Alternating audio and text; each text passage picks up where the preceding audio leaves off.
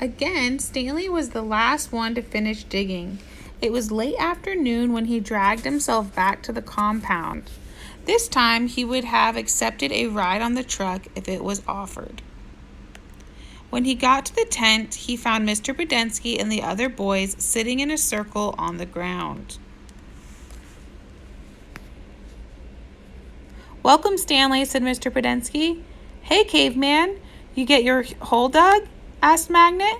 He managed to nod. "You spit in it?" asked Squid.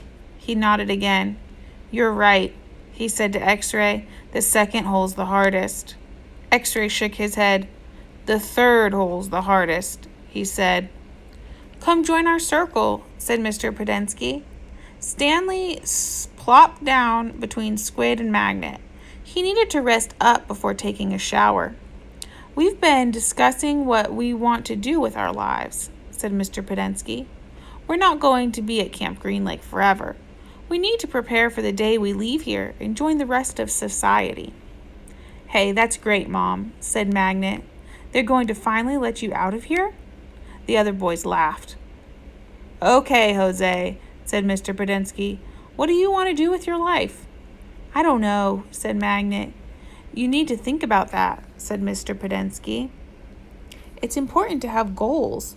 Otherwise, you're going to end up right back in jail. What do you like to do?" "I don't know," said Magnet.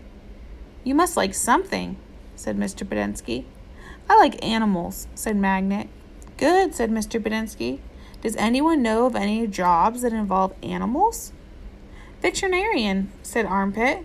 "That's right," said Mr. Budensky. "He could work in a zoo," said Zigzag. "He belongs in the zoo," said Squid. Then he and X-Ray laughed. "How about you, Stanley? Any ideas for Jose?" Stanley sighed. "Animal trainer?" he said. "Like for the circus or movies or something like that?" "Any of those jobs sound good to you, Jose?" asked Mr. Budensky.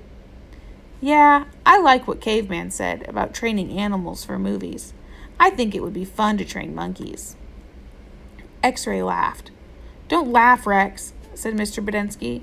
"We don't laugh at people's dreams. Someone is going to have to train monkeys for the movies." "Who are you kidding, Mom?" asked X-Ray. "Magnet's never going to be a monkey trainer." "You don't know that," said Mr. Budensky. "I'm not saying it's going to be easy. Nothing in life is easy, but that's no reason to give up. You'll be surprised what you can accomplish if you set your mind to it. After all, you only have one life. You should try to make the most of it." Stanley tried to figure out what he'd say if Mr. Budensky asked him what he wanted to do with his life. He used to think he wanted to work for the FBI, but this didn't seem the appropriate place to mention that. "So far, you've all done a pretty good job at messing up your lives," said Mr. Budensky. "I know you think you're cool." He looked at Stanley. "So you're Caveman now, huh? You like digging holes, Caveman?" Stanley didn't know what to say. "Well, let me tell you something, Caveman. You are here on account of one person. If it wasn't for that person, you wouldn't be here digging holes in that hot sun. You know who that person is? My no-good, dirty, rotten, pig-stealing great-great-grandfather." The other boys howled with laughter. Even Zero smiled. It was the first time Stanley had ever seen Zero smile. He usually had such an angry expression on his face. Now he had such a huge smile it almost seemed too big for his face, like the smile on a jack-o'-lantern. "No," said Mr. Budensky. "That person is you, Stanley. You're the reason you are here. You're responsible for yourself. You messed up your life and it's up to you to fix it. No one else is going to do it for any of you." Mr. Budensky looked from one boy to another.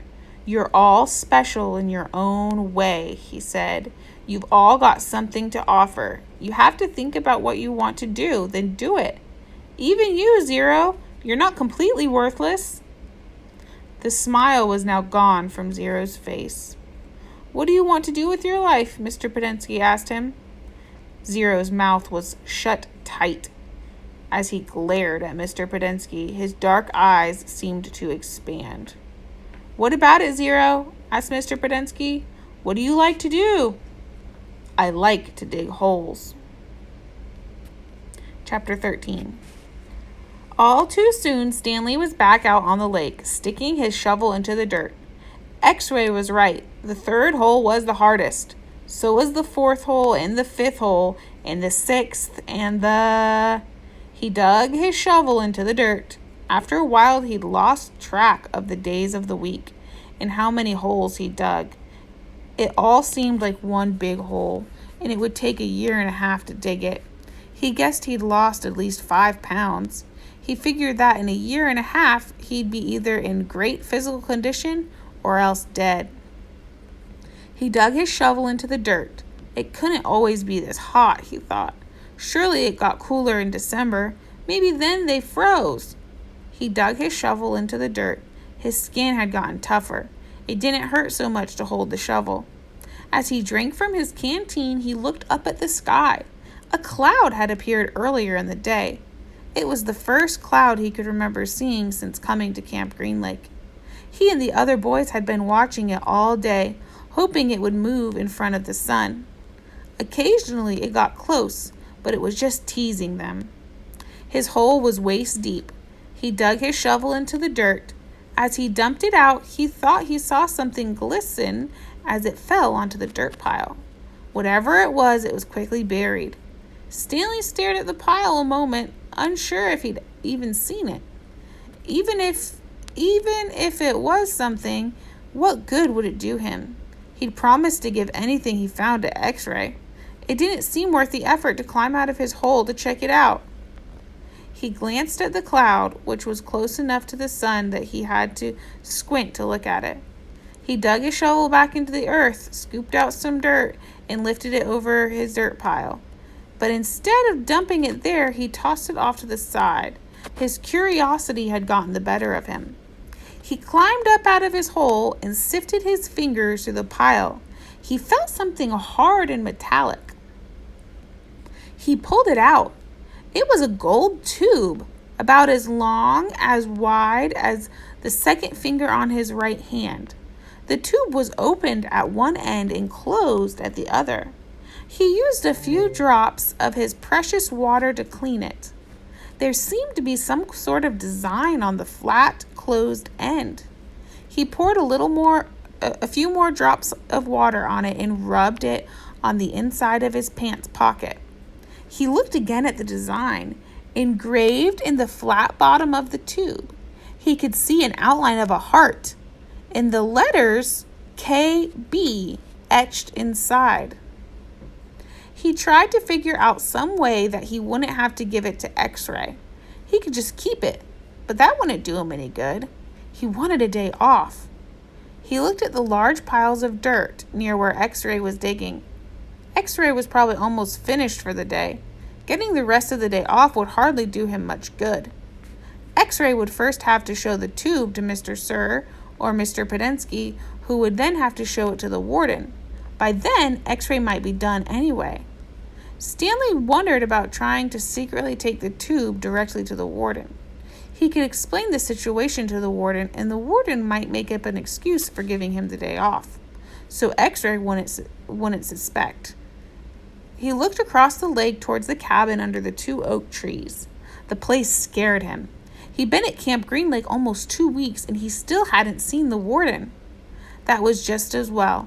If he could go his entire year and a half without seeing the warden, that would be fine with him. Besides, he didn't know if the warden would find the tube interesting. He looked at it again. It looked familiar. He thought he'd seen something like it somewhere before, but he couldn't quite place it. "What you got there, caveman?" asked Zigzag. Stanley's large hands closed around the tube. "Nothing. Just, it was useless. I think I might have found something." "Another fossil?" "No, I'm not sure what it is." "Let me see," said Zigzag. Instead of showing it to Zigzag, Stanley brought it to X-Ray. Zigzag followed. X-Ray looked at the tube, then rubbed his dirty glasses on his dirty shirt and looked at the tube again. One by one, the other boys dropped their shovels and came to look. It looks like an old shotgun shell, said Squid. Yeah, that's probably what it is, said Stanley. He decided not to mention the engraved design. Maybe nobody would notice it. He doubted X-Ray could see it. No, it's too long and thin to be a shotgun shell, said Magnet. It's probably just a piece of junk, said Stanley. Well, I'll show it to Mom, said X-Ray. See what he thinks. Who knows, maybe I'll get the day off. Your hole's almost finished, said Stanley. Yeah, so? Stanley raised and lowered his shoulder. So why don't you wait until tomorrow to show it to Mom? He suggested. You can pretend you found it first thing in the morning, then you can get the whole day off, instead of just an hour or so this afternoon. X-Ray smiled. Good thinking, Caveman. He dropped the tube into his large pocket on the right leg of his dirty orange pants. Stanley returned to his hole. When the water truck came, Stanley started to take his place at the end of the line, but X-Ray told him to get behind Magnet in front